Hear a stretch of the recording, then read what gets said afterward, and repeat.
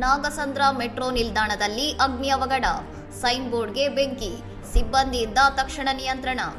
ಬೆಂಗಳೂರಿನ ನಾಗಸಂದ್ರ ಮೆಟ್ರೋ ನಿಲ್ದಾಣದಲ್ಲಿ ಭಾನುವಾರ ಸೈನ್ ಬೋರ್ಡ್ಗೆ ಬೆಂಕಿ ತಗುಲಿದ್ದು ಸ್ಥಳೀಯವಾಗಿ ಕೆಲಕಾಲ ಆತಂಕದ ವಾತಾವರಣ ಉಂಟಾಗಿತ್ತು.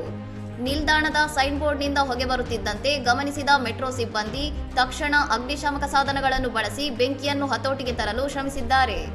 ನಂತರ ಸ್ಥಳಕ್ಕೆ ಆಗಮಿಸಿದ ಅಗ್ನಿಶಾಮಕ ಮತ್ತು ತುರ್ತು ಸೇವಾ ಸಿಬ್ಬಂದಿ ಕಾರ್ಯಾಚರಣೆ ನಡೆಸಿ ಬೆಂಕಿಯನ್ನು ಸಂಪೂರ್ಣವಾಗಿ ನಂದಿಸಿದ್ದಾರೆ. ಅದೃಷ್ಟವಶಾತ್ ಈ ಅವಘಡದಲ್ಲಿ ಯಾವುದೇ ಪ್ರಯಾಣಿಕರಿಗೆ ಅಥವಾ ಸಿಬ್ಬಂದಿಗೆ ಗಾಯಗಳಾಗಿಲ್ಲ ಎಂದು ಅಧಿಕಾರಿಗಳು ತಿಳಿಸಿದ್ದಾರೆ.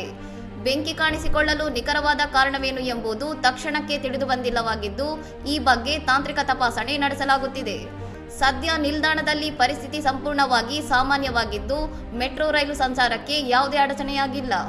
ಇನ್ನಷ್ಟು ಸುದ್ದಿಗಳಿಗಾಗಿ ನೋಡ್ತಾ ಇರಿ ಸೌರಂ ಟಿವಿ.